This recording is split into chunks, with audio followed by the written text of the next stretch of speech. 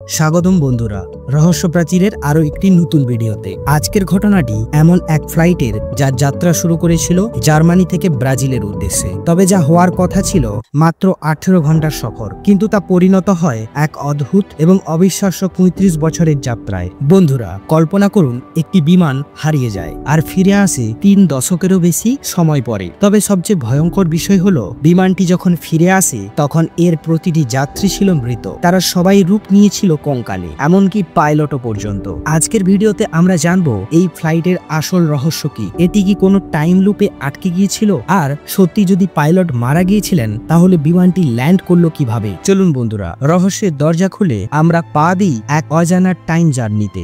বছরটা ছিল 1945। স্যান ডিয়েগো থেকে ছেড়ে যাওয়া ফ্লাইট EWA 513, যার গন্তব্য ছিল ব্রাজিলের পোর্ট অ্যালগ্রিতে। বিমানে ছিলেন মোট 92 জন যাত্রী এবং ক্রু মিলিয়ে। যাত্রার সময়কাল ধরা হয় মাত্র 18 ঘন্টা, কিন্তু বিমান হঠাৎ করেই রাডার থেকে উধাও হয়ে যায়। নেই কোনো সিগন্যাল, নেই কোনো যোগাযোগ, যেন আকাশ থেকে গিলে নিয়েছে কোনো এক অদৃশ্য শক্তি। সরকার চালায় একের পর এক অনুসন্ধান, সাগরে, আকাশে, এমনকি স্যাটেলাইটে পর্যন্ত খোঁজ চলে, কিন্তু না, ফ্লাইটের কোনো চিহ্নই পাওয়া যায় না। কেটে যায় বছরের পর বছর। মানুষ এই ফ্লাইটের নামটি ভুলেই যায়। 1980 সালের অক্টোবর মাস, ব্রাজিলের পোর্ট অ্যালগ্রি এয়ারপোর্টে হঠাৎ রাডারে ধরা পড়ে একটি অজানা বিমান। এটি ধীরে ধীরে রানওয়ের দিকে এগিয়ে আসে এবং নিখুঁতভাবে ল্যান্ড করে। বিমানের গায়ে বড় বড় অক্ষরে লেখা EWA 513। হ্যাঁ, সেই হারিয়ে যাওয়া প্লেন। কিন্তু অবাক করা বিষয় হলো, বিমানের বাইরে কেউ বেরিয়ে আসে না। কন্ট্রোল রুম থেকে পাঠানো হয় একের পর এক বার্তা, কোনো জবাব নেই।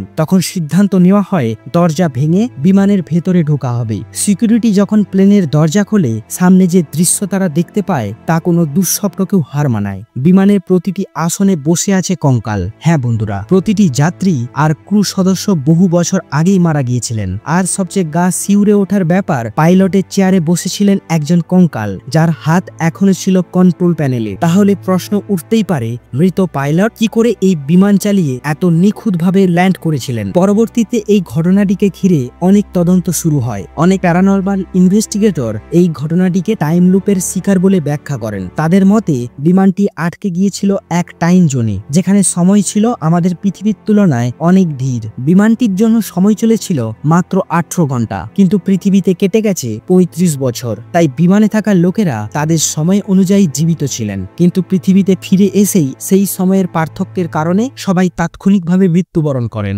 বন্ধুরা, এখানেই আসে বড় প্রশ্ন, টাইম ট্রাভেল কি শুধুই কল্পনা, না এটি বাস্তবে কোনো বৈজ্ঞানিক ভিত্তি রয়েছে? অ্যালবার্ট আইনস্টাইনের থিওরি অফ রিলেটিভিটি বলেছে, সময় বদলানো সম্ভব। কোনো বস্তু যদি আলোর গতির কাছাকাছি চলে, তবে তার জন্য সময় চলবে ধীর গতিতে।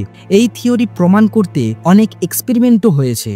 দুটি একই টাইমের ঘড়ি, একটিকে রাখা হয়েছিল পৃথিবীতে আর আরেকটিকে পাঠানো হয়েছিল জেট বিমানে। ফেরার পর দেখা যায় জেট বিমানের ঘড়িটি অনেক পিছিয়ে পড়েছে কয়েক সেকেন্ডের জন্য। এটাই টাইম ডাইলেশন। আর বড় স্কেলে এই ব্যবধান হতে পারে ঘন্টার পর ঘন্টা, কিংবা দিনের পর দিন, এমনকি বছরের পর বছর। তবে সমস্যা একটাই, আমাদের হাতে এখনো কোনো এমন প্রযুক্তি নেই যা মানুষকে টাইম ট্রাভেল করাতে পারবে। বন্ধুরা, এই EWA 513 নিয়ে অনেক মতপার্থক্য রয়েছে। কেউ বলেন এটি একটি গুজব, আবার কেউ এটাকে সত্য ঘটনা হিসেবে মানেন। কিন্তু সত্য যাই হোক না কেন, এই ঘটনা আমাদের মনে প্রশ্ন তো জাগিয়ে তোলে, আমরা কি সত্যি সময়ের নিয়ম ভাঙতে পারি? আর আপনারা কি বিশ্বাস করেন টাইম ট্রাভেল কি সম্ভব, নাকি এটা সবই কোনো গোপন এক্সপেরিমেন্টের ফল? কমেন্ট করে জানাবেন আপনার মতামত। আজকের মতো এখানেই শেষ করছি। ভিডিওটি যদি ভালো লেগে থাকে তাহলে অবশ্যই লাইক করবেন এবং সাবস্ক্রাইব করে আমাদের পাশে থাকবেন। পরের পর্বে দেখা হবে একটি অজানা, অদ্ভুত আর অবিশ্বাস্য রহস্য নিয়ে। ভালো থাকুন, সুস্থ থাকুন।